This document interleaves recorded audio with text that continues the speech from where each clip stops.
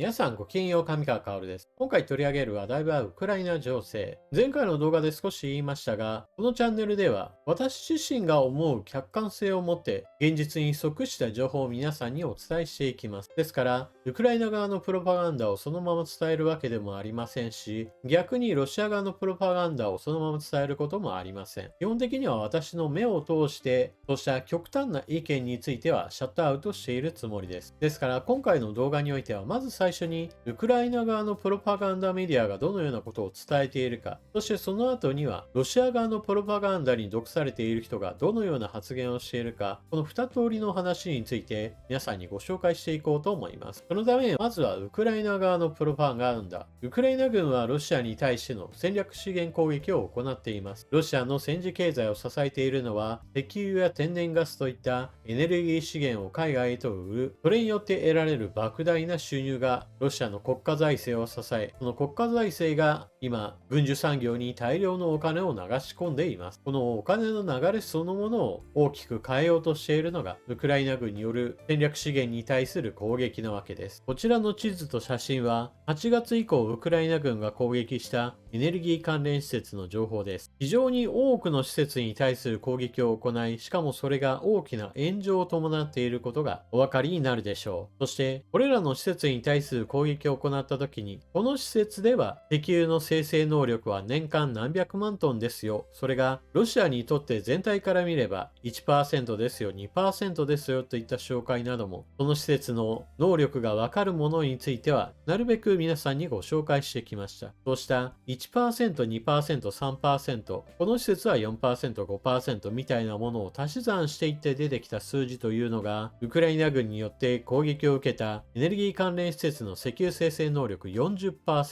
この数値40%という数字をとにかく誇大評価するのがウクライナ側のプロパガンダメディアです。一体何が誇大表現かというと、確かに攻撃した施設の石油生成能力の足し算をすれば40%に達します。これをもってしてロシアの石油産業はもはや壊滅した半壊だといったようなものすごい煽り立てるわけですが、客観的な数字として報道されているのは40%ではありません。主に報道されるのは、こうした攻撃が連なることによって失われた生産能力が落ちましたよ。生産能力が落ちている施設の合計を足し算すると、だいたい20% 前後が被害を受けて操業を停止したり、操業能力が低下していますといった報道がなされています。つまり、プロパガンダメディアは実際に起きている被害の倍を誇張表現しているわけです。なぜそのようなことが起こるかといえば、攻撃を受けた施設その全てが操業が停止するわけではありません。被害が軽いところにおいては、復旧作業が短い期間で終わり、以前の操業状態に戻るところもあります。また、被害は受けたんだけれども、施設内の別の機械などを迂回運行するなどして、全体の操業能力それ自体には大きな支障なく動いているところもあるからです。ですから、プロパガンダメディアが伝えるロシアの石油産業40%はもはや壊滅したというような情報発信においては、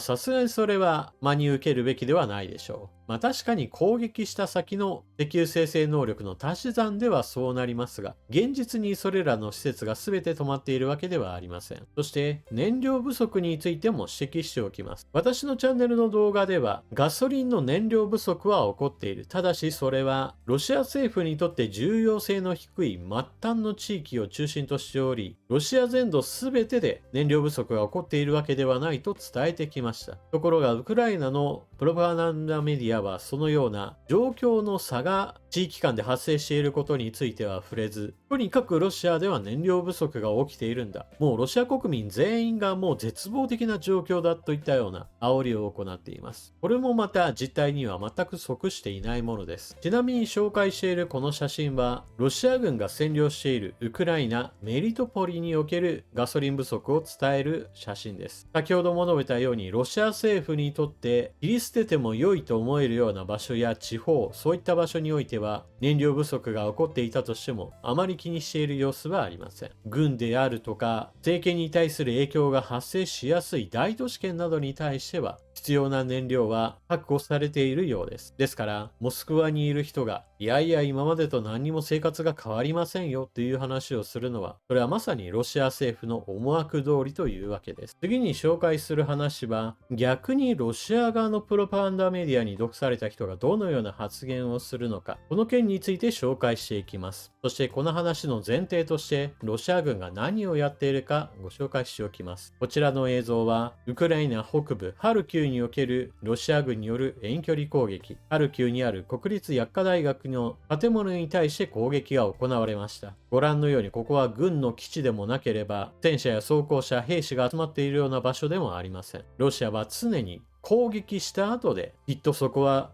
軍人がいたんだであるとか、ウクライナ側が嘘を言っているんだといったような形で責任転嫁を行います。ちなみにそのような、もうあからさまな嘘を言い続けるというのも、ロシア側のやり方の一つです。こちらの映像では、どこからどう見ても、軍需工場でもなければ軍施設でもないところに対して、ロシア軍が攻撃を行い、住民がインタビューを受けているところです。この家では子供たちも住む家族がいたわけですが、これらの人々もロシア軍にとっては軍人同様とみなしての攻撃が常に行われています。このような民間人を積極的に狙った攻撃というのは戦争犯罪です。そしてこうしたロシア側のプロパガンダメディアに侵された人がテレビでどのような発言をしているか、インターネット上で拡散していた映像の一部をご紹介します。こちらの映像については民放で放送されていた大阪のローカル番組、ここで芸人の香港氏がこのような発言をしていました。映像を直接流すことはできないので、静止画で発言内容について私が読み上げます。トランプ大統領になってから停戦っていうか、人が亡くなってないから、俺はそれガザの方でもそうやし、みんなトランプがあかんあかんって言ってるけど、やり方うまいなとか思うけどね、やっぱり譲歩するっていうか、通訳を入れるとか入れへんとかっていうのを、やっぱりお金を出して儲てるところに行くんやったら、大抵の礼儀は必要だと思うし、それがなかって感情的になって、ほんで内政でしょ。ウクライナのゼレンスキー大統領は選挙してないやん。ほんま選挙せなあかんねんけども。香港氏の発言には複数のプロパガンダに基づいた発言が行われています。まず最初冒頭においては、トランプ大統領が就任して以来、ウクライナでは民間人が亡くなっていないというような話をしています。ウクライナの民間人は国連の調査によれば13,341人が亡くなっているということが発表されています。このうちトランプ政権になってからの民間人の死者数については、同じく国連の調査によるとおよそ1500人前後とされています。2022年から2025年の1月20日までがバイデン政権であり、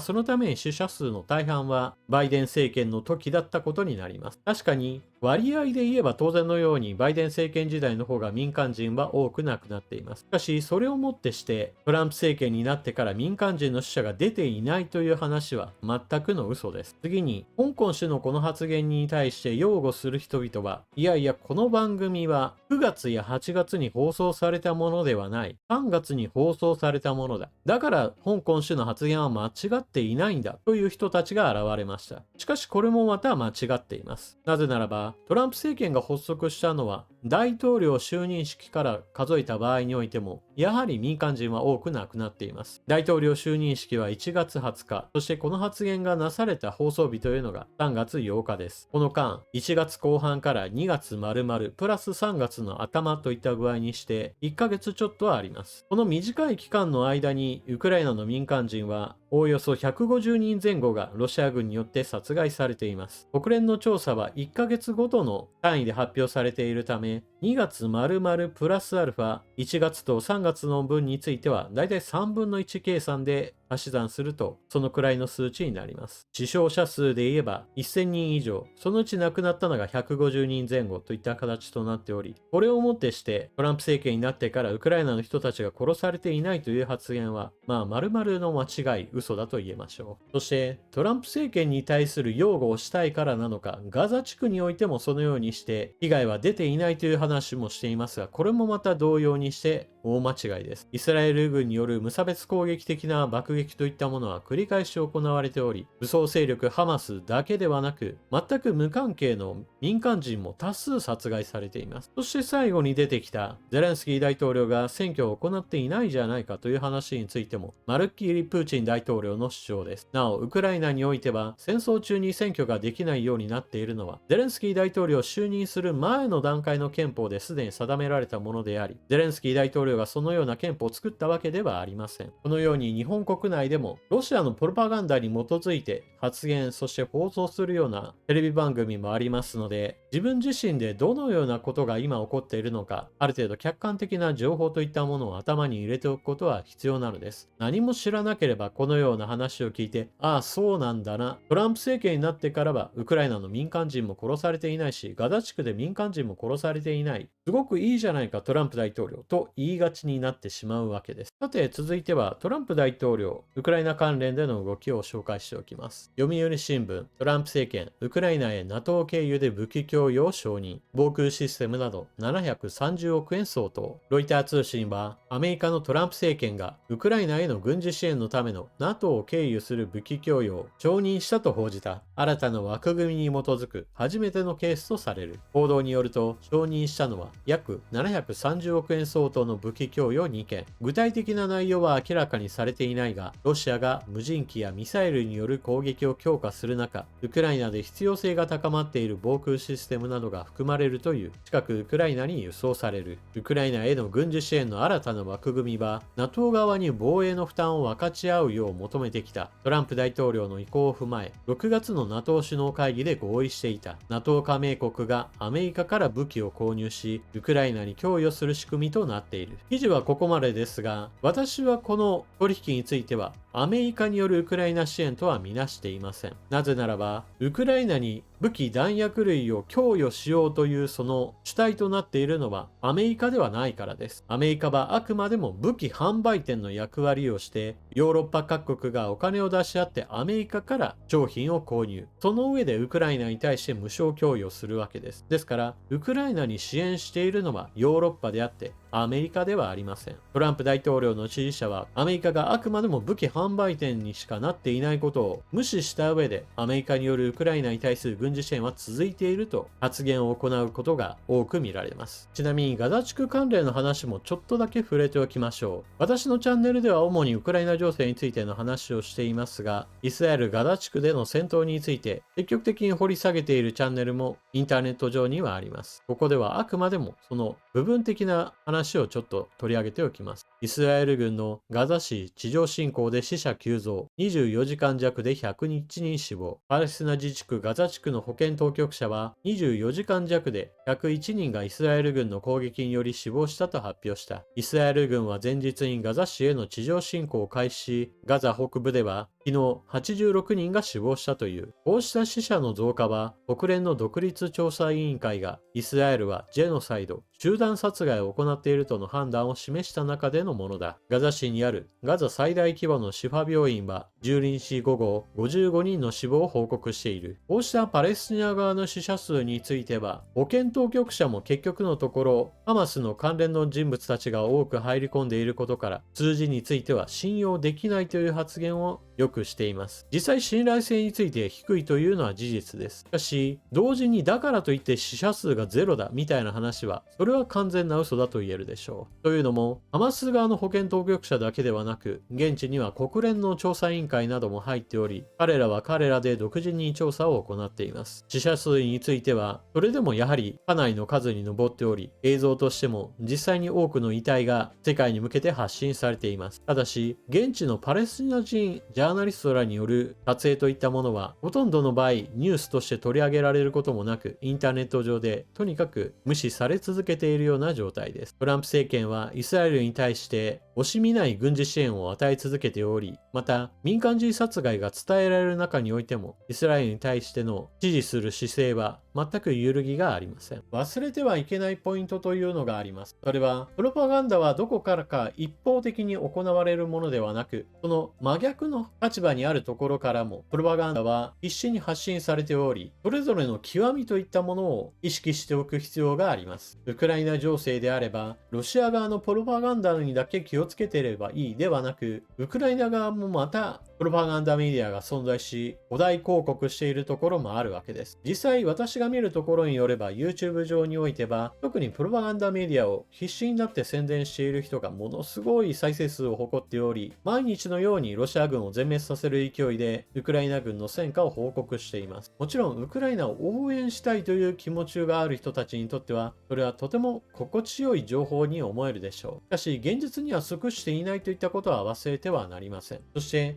ロシア側のプロパガンダに完全に染められた人は、そもそも救いようのないレベルの言動を行っているところもよく見られます。というのも、ウクライナ側が戦果を古代報告しているとは、また別の種類として、ロシア側はもう話を捏造しまくっているといったこともあって、そもそも根拠がどこにもないような話もたくさんしているからです。悪質さのレベルで言えば、ロシア側の方がより凶悪、よくもそこまで言えるものだみたいなレベルの話もたくさんしています。で、ちょっと香港氏の発言の部分について言及を戻しますが、なぜこのようにあからさまなロシア側のプロパガンダに染まった意見をしているかといえば、彼自身が勉強していないというのはあるでしょう。そしてそのような人物を積極的に採用している風土といったものが大阪のテレビ局には存在します。というのも私自身大阪に引っ越してきて思うことなのですが、とにかく何のために存在しているかわからないような吉本所属の芸人といったものが様々な番組にご意見番的な役割を担当する形で出演していることが多いのです。どう見てもこの人深い知識があるわけでもないのに、なんでそこにいて物知り顔で喋っているのか、全然意図がわからないような番組といったものが非常に多くあります。お笑い芸人だったら何かみんなを笑わせるような、笑顔にするようなことをすれば良いのですが、思いっきり間違